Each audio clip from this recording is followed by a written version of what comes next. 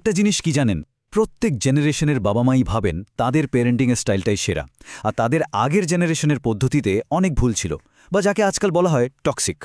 তো আজকের দিনেও কিন্তু এই একই বিতর্ক চলছে।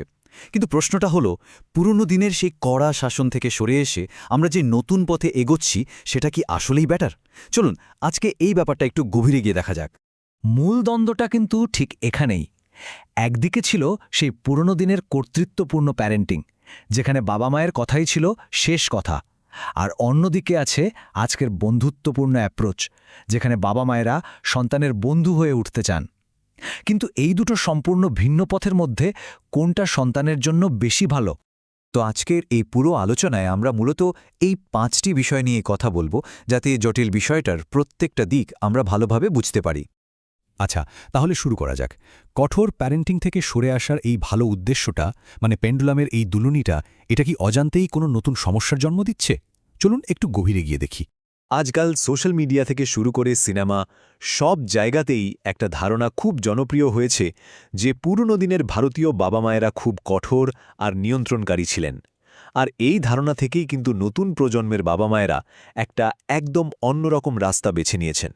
কিন্তু এর ফল কি সত্যি ভালো হচ্ছে? এটাই আমাদের আজকের আলোচনার মূল পয়েন্ট। এবার আসি খুব চেনা একটা ছবিতে, আধুনিক প্যারেন্টিংয়ের সবচেয়ে বড় চ্যালেঞ্জগুলোর একটা, আর সেটা হলো ছোট ছোট বাচ্চাদের ওপর টেকনোলজির অসম্ভব প্রভাব। এই কথাটা কিন্তু আজকের দিনের জন্য সাংঘাতিক সত্যি।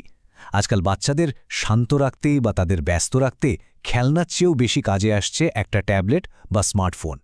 এটাই যেন নতুন বেবিসিটার। আসলে এর পেছনের কারণটাও কিন্তু বেশ বাস্তব। আজকের ছোট পরিবারগুলোতে, যেখানে বাবা মা দুজনেই কাজ করেন, সেখানে বাচ্চাকে সামলানোর জন্য সবসময় কেউ থাকে না। ফলে বাচ্চা যখন খুব কান্নাকাটি করে, তখন তাকে শান্ত করার সবচেয়ে সহজ উপায় মনে হয় হাতে একটা ফোন বা ট্যাবলেট ধরিয়ে দেওয়া। সংখ্যাটা দেখে চমকে যাওয়ার মতোই, তাই না? 2 থেকে 3 ঘন্টা ভাবা যায়? একটা 2 থেকে 5 বছরের শিশু দিনে গড়ে এতটা সময় স্ক্রিনের দিকে তাকিয়ে থাকছে, আর এর পরিণামগুলো কিন্তু বেশ চিন্তার। এর ফলে যা হচ্ছে তা হল বাচ্চাদের শারীরিক আর মানসিক বিকাশে অনেক নেতিবাচক প্রভাব পড়ছে। কথা বলতে দেরি হচ্ছে, চোখে কম বয়সে চশমা উঠছে, এমনকি ফোন অ্যাডিকশনের মতো সমস্যাও তৈরি হচ্ছে। আর সবচেয়ে ভয়ের ব্যাপার হল, ইন্টারনেটের মাধ্যমে তারা এমন সব বিপজ্জনক জিনিসের সংস্পর্শে আসছে যা কন্ট্রোল করা প্রায় অসম্ভব। আচ্ছা, এবার আসি 3 নম্বর পয়েন্টে। এটা একটা অদ্ভুত ফাঁদ, পারফেক্ট প্যারেন্ট হওয়ার ফাঁদ। এই নিখুঁত হওয়ার চাপটা কিভাবে বাবা মা আর সন্তান দুজনের জীবনকেই কঠিন করে তুলছে, চলুন দেখি। আজকের বাবা মায়েদের মনের মধ্যে এই প্রশ্নটা, এই ভয়টা সবসময় ঘুরপাক খায়। বিশেষ করে সোশ্যাল মিডিয়াতে যখন অন্য বাচ্চাদের অ্যাক্টিভিটি দেখা যায়, তখন প্রায় মনে হয়, আমার বাচ্চাটা কি কোনো দিক থেকে পিছিয়ে পড়ছে? মানে ব্যাপারটা অনেকটা একটা অলিখিত রেসের মতো হয়ে দাঁড়িয়েছে। অমুকের ছেলে তো 5 মাসেই বসতে শিখে গেছে, বা তমুকের মেয়ে 7 মাসেই হাঁটছে। এই ধরনের তুলনাগুলো বাবা মায়ের ওপর সাংঘাতিক চাপ তৈরি করে। তারা ভুলেই যান যে প্রত্যেকটা বাচ্চার বেড়ে ওঠার নিজস্ব একটা গতি আছে। আগে যেমন পাড়ায় একজন শর্মাজির ছেলে থাকত, যার সাথে সবার তুলনা হতো, এখন সেই তুলনাটাই চলে এসেছে মোবাইলের স্ক্রিনে, ইনস্টাগ্রামে। এর ফলে একদিকে যেমন বাবা মায়েরা সারাক্ষণ একটা উদ্বেগের মধ্যে থাকেন, তেমনি বাচ্চাদের ওপরও ছোটবেলা থেকেই সেরা হওয়ার জন্য একটা অদৃশ্য চাপ তৈরি হয়। এবার আমরা এমন একটা দিকে নজর দেব যেটা নিয়ে খুব বেশি কথা হয় না, মানে অর্থনৈতিক আর সামাজিক চাপটা কিভাবে বাবা মায়েদের শারীরিকভাবে উপস্থিত থেকেও মানসিকভাবে অনুপস্থিত করে তুলছে।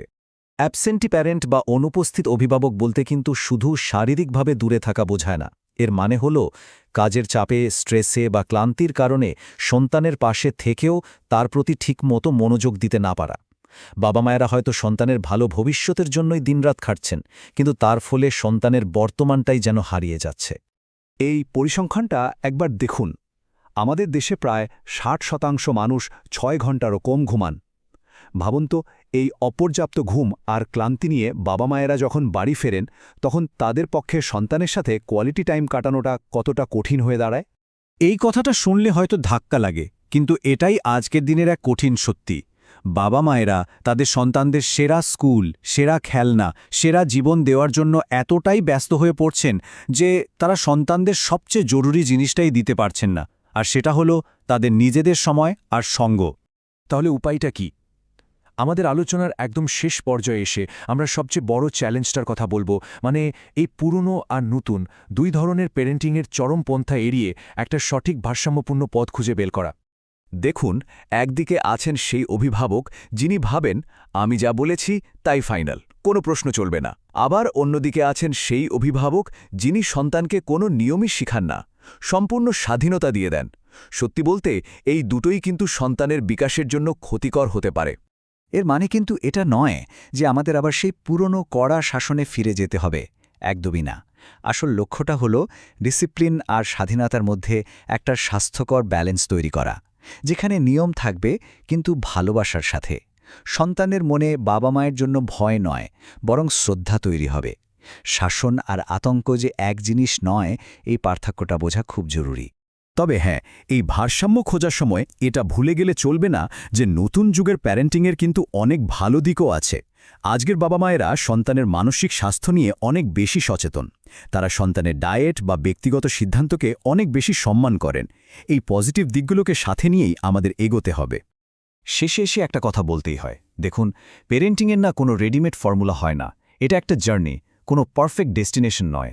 প্রত্যেক বাবা মা ভুল করেন এবং সেই ভুল থেকে শিখেই এগিয়ে চলেন। তাই সোশ্যাল মিডিয়ায় অন্যের সাথে নিজেকে তুলনা করাটা একদম অর্থহীন। এই আলোচনাটা শেষ করার আগে আসুন সবাই মিলে একটা প্রশ্ন ভাবি।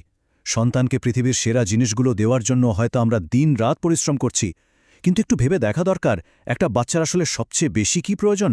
দামি খেলনা বা গ্যাজেট, নাকি বাবা মায়ের অমূল্য সময় আর মনোযোগ?